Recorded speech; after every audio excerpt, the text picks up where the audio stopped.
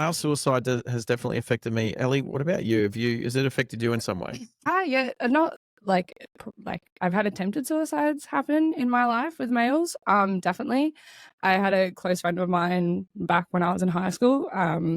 Unfortunately, he had a whole hand reconstruction and was prescribed opioids for the pain relief, and unfortunately fell into a little bit of addiction with that. Felt kind of embarrassed to speak out about it because I feel like addiction is so stigmatized, and like just people rule you out. If you have addiction, you're scum of the earth, basically. Like I feel like there's not enough help for that. So he felt his only way out was ODing, which is really unfortunate because it's not the way out. Because if he reached out to family or friends, like completely wouldn't have never happened, but it was the embarrassing fact of that. Have you had experience with women and suicide? Yeah. And so the difference being that men don't reach out to their... Yeah, definitely. I feel like mental health for men is so sheltered and like no one wants to talk about it. And I feel like we're here talking yeah, about it. exactly. Yeah. But like I feel like men, they have to be the strong ones. That's how society portrays them and how it used to be back in the 60s, 70s, even up to the 90s. And I mean, it still happens now that men are the sole breadwinners for a family and they're meant to be the rock, right? There's a lot of feminists out there would disagree. Yeah, which I disagree with that. Like, I grew up in a household where my dad did all the cooking, cleaning, and all that. My mum was the breadwinner. So I grew up in a very different world where mental health and men doing all of that wasn't a thing. Right. So I was very sheltered from that. I thought that was normal. And I'm guessing that's like my friend's family was the same. Like, yep.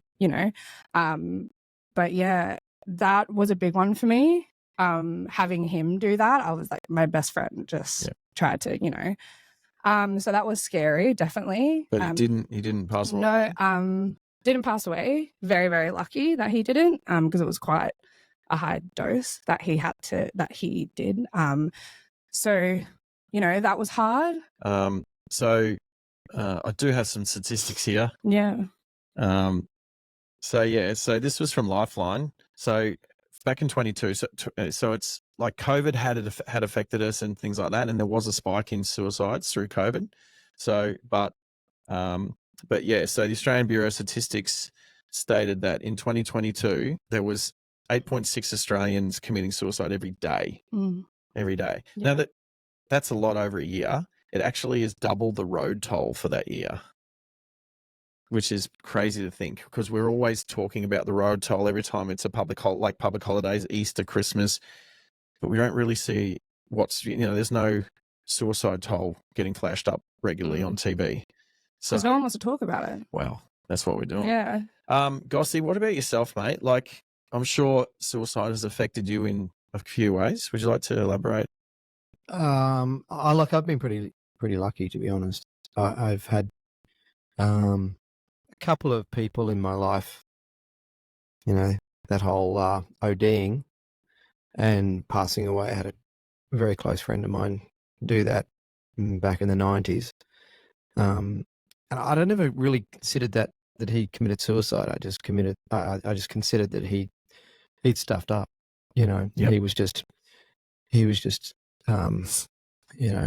doing way too many drugs. Yep. Just wanted to get too high. And sadly, he died. He was a beautiful friend, and he was an amazing person. So can you confirm, like, he didn't just take too many drugs because he was sort of a bit lost in that situation? He literally took his life. He died. But it might have been an accident. Was it? And that's the thing. I don't know, and that's the thing. And unfortunately, I lost contact with his family because they kind of went underground after that. I was living down here. He was living in Cairns. Yep. But that's probably one of the closest people I knew. But again, I didn't look at it as a suicide. I looked at it as, did he mean to, or was he just, basically, medicating a bit too heavily and just went over the bridge. Yep. But and for myself, I've had a few things that have happened in my world where, I've looked at where I was at a couple of times in life, and I'm just going, I don't know, what am I going to do here? Because, and this wasn't a conscious, hey, you know what, I'm out because this is too hard. I mean, this is something that really was playing on me for a long time. It was mental health. It was actual mental health and severe. I had a severe episode of psychosis and anxiety where, I mean, I'm spewing up, I'm vomiting, I've got the shakes. I can't look at certain things, certain objects. I can't hear certain sounds. And it would, and I never really told people about this. This happened in my late 20s. And Psychosis is horrendous. Yeah, it's horrendous. Yeah. It was really, really hard because there is no control. There is no, when's it going to happen? I don't know. It just happened. Yeah. And then, and that took me about 3 years to really get past. And I didn't see a doctor. I didn't get any. Why not? Stubborn? Stubborn. Oh, well, yeah, stubborn was one of them. But I also had this thought in my head that, if I believe I can overcome, it was a weird one because part of me was going, I want out. Yep. Another part of me was going, dude, you got this. And funnily enough, I'm quite into music. I'm an arty music person. Yep. And it was the lyrics of a song that really made me go, whoa, hang on, wake up. And it was a Faith No More song, Last Cup of Sorrow. And it's good, man. It was heavy. Is that song still so meaningful to you today? Big time. Yeah. Yeah. And I just remembered hearing it and it was like an epiphany, I just went, man. And the lyrics are, it's your last cup of sorrow, drink it today and get on your way. You might surprise yourself. And those words stuck in my head, and I just went, okay. These moments can come out of nowhere from something so obscure. Like you've heard that song how many times before in your life? Yeah. And then all of a sudden, something you've heard over and over and over again now has a lot more meaning. Yeah. And it helps guide you in a different direction. And like from my perspective, I've had some moments for myself back just as COVID sort of hit the first 6 months of COVID, and I thought I'd survive COVID all right because with my military training, I just thought I would, I'd be good. But I was in a situation with a person who I'd considered a friend, and we were developing a friendship. And he was married with 3 kids, and through COVID, we're allowed to, transit between a couple of spots or whatever within 50 kilometers or whatever. And so I was spending more time over there. We're working on cars and stuff like that. And then it got to a stage where his true personality started to come out, and it was quite toxic and it was quite narcissistic. I could see it happening with his family. I believe that she's probably broken up with him by now because I think I've seen something online where they're not together anymore. And when it started to affect me, we got into a situation where I wanted to hurt him, and I asked him to not be somewhere when I was trying to collect my stuff. So I had some stuff at his place, and I just said, if you cannot be there, I'll come and I'll get my stuff. And he said, no, it's my place, I'll be there. And I was actually afraid that I would, if I got anywhere near him, I'd actually hurt him. And then having that moment, I then thought, well, if I hurt him, I go to jail. But if I hurt myself, then I don't go to jail, and I'd rather not be here than go to jail. So I was in a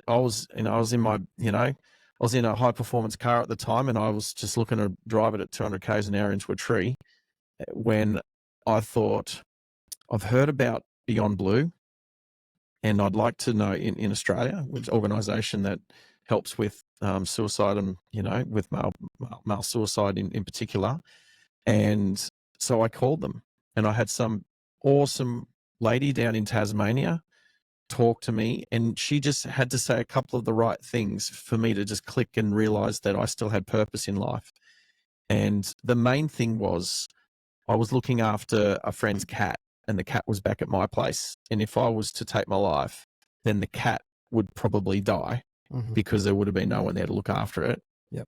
As soon as she said, is there anything to go home to or whatever? And she, I remember the cat was at home and I needed to go home and feed the cat. And that's what got me home. And that's what got me over that, over that dark patch. Yeah. And then where I could then start to think about why did I choose that person? What can I do better to make better decisions when choosing friends and things like that? And then, and I've just been on an upward trajectory ever since then, to the point where I've wanted to start a podcast talking about all these different things that affect male mental health.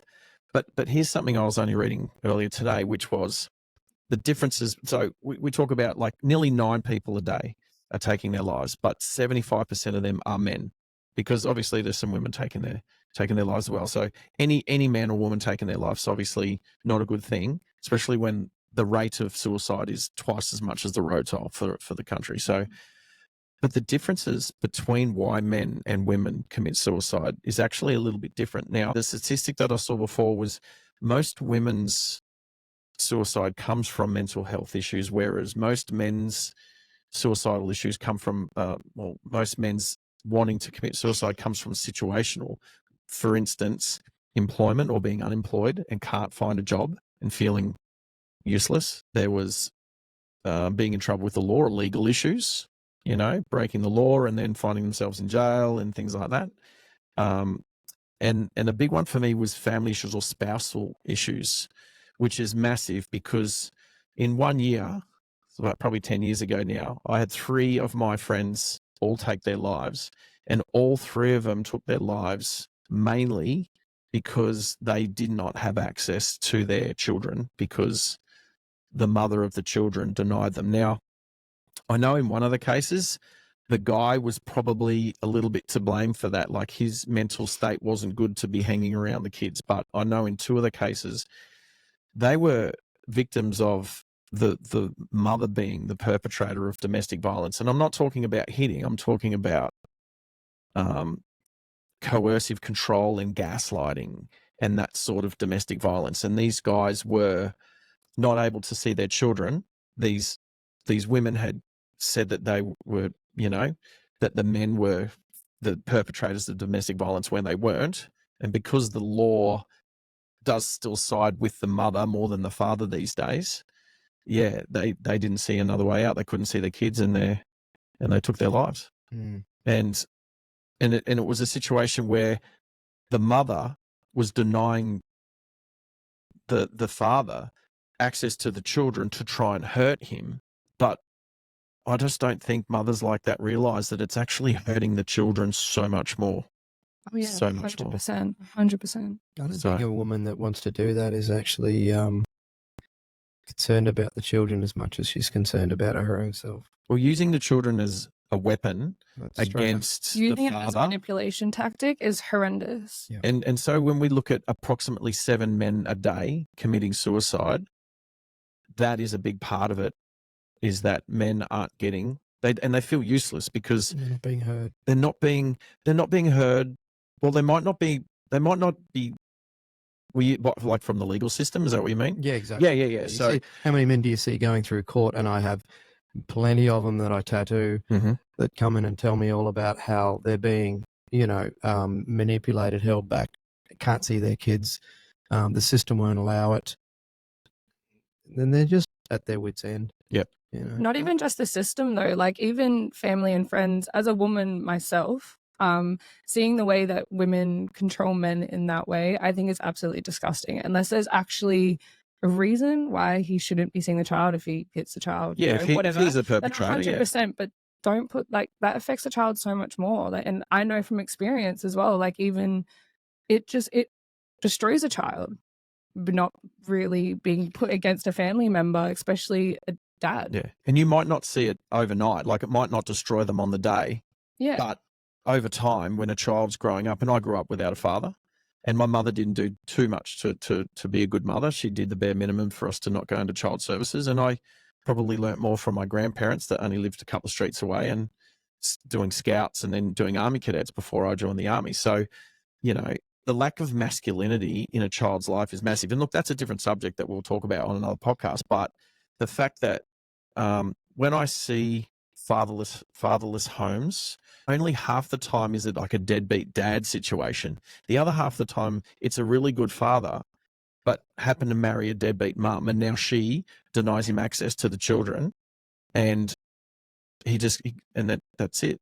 One of the really troubling things about fathers that will commit suicide is the flow-on effect of that isn't just that the kids have lost a father, but statistically, kids that grow up after having their father die or take their life, they're more susceptible to doing it themselves. Absolutely. As well. Yeah. The statistics would suggest that a lot of men's mental health with regards to suicide comes from not having good fathering, not having a good male role model. Male role models, yeah. That's the main thing. Absolutely. Like, I know that me joining the army at 17, the army became my male role model and my shot of masculinity, and it was It would have in been a hurry. Massive, of course. Like, you know, if you watch movies like, a good one is Full Metal Jacket. When you watch the first half of Full Metal Jacket, when they're in training, it wasn't unlike that. It wasn't unlike that at all. Like, you know, and they outwardly spoke about being tough, and you were a man. Yeah. So let's wind this up. Ellie, is there anything that you can think of that might help, like that comes to mind with men and their mental health and you know, not going down the road of suicide? I think it's easier said than done, but like, find someone that you can really trust. Like, you don't have to pour your heart out to them, but like, if you're in a spot where you're generally not doing okay and you're someone like me who doesn't like helplines, I would prefer to confide in, you know, someone like you, Sarge, or anyone other of my friends than what I don't want to talk to a stranger about my feelings. So like, even finding that person, like, hey, I'm not doing all right, can we just hang out? Don't have to talk about anything if you don't want to. Like, I feel like pushing someone to talk about it, that doesn't help. I'm not going to open up to you if you push me to talk about my feelings. I'll talk to you when I'm ready to talk about it. So not pushing the person, which I feel like helplines and therapy and counseling can really do, although they help for a lot of people. But yeah, finding that one person that you can actually just be like, I don't want to talk, I just want to sit, I don't feel okay, I don't want to be alone. Could you so maybe before it gets to the bottom of that dark patch, have that conversation with that person to see if they would want to take that on? Yeah, definitely. Just like, if you're close enough to that person, definitely. It kind of goes with the "Are you okay?" day. And I mean, I'm lucky enough, I have friends. I don't have to be like, are you okay to be this person? Like, I'm very fortunate in that aspect of things. But yeah, definitely, even if it's not a friend, a family member or a coworker that you're close with, like, I know, not that my family is horrible, but it's not necessarily people you can go and pour your heart out to. So I am, for one, that relies a lot on my friends. And I think, don't have a stigmatism around yourself because you're a male. You're allowed to feel and you're allowed to be raw and emotional. Like, I feel like there's nothing sexier in a man unless they're raw and emotional. Like, I feel like it is such a beautiful thing to see a man be able to be raw with you and actually speak about his thoughts and feelings or anything like that. We will do another podcast talking about men opening up and who to open up to. Making that first step. Yeah, definitely. We'll get you back for that one. Is like just telling someone, I'm not doing okay right now. Can we go get dinner or go get a coffee? Like, that first step is major. It's the hardest step to make. But once you make that step, it's still going to be hard, but you have a support now around you. Yeah. Regardless if you don't have family, you don't have anyone, just finding that one person. I like it. Yeah. Gossie, what do you think? I think there's a couple of things we haven't touched on when it comes to mental health and suicide. Yep. And a couple of those things is the world we're living in is pretty high pace. And our expectations, not only from family members or you know, people you work with, friends, you know, we're always having to meet deadlines. Work overtime. You know, you work, make money, pay bills. I mean, everything's getting crazier and crazier. Pay fines. That's another. But I think one of the toughest things is, and this is definitely, you know, I mean, some people will turn around and go, conspiracy, but it's true.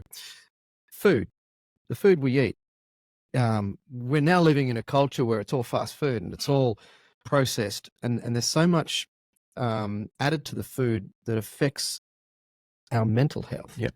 our physical health. If we don't get a good night's sleep, we drink too much alcohol, take too many drugs, we don't spend enough time actually being mindful, and take ourselves out of our situation. And the one thing that I did, and we didn't touch on this before, but I did not self-medicate. I did not seek a doctor. I didn't go and talk to anyone. I had a mate of mine that wrote me a couple of really cool letters that explained a couple of things because he went through it.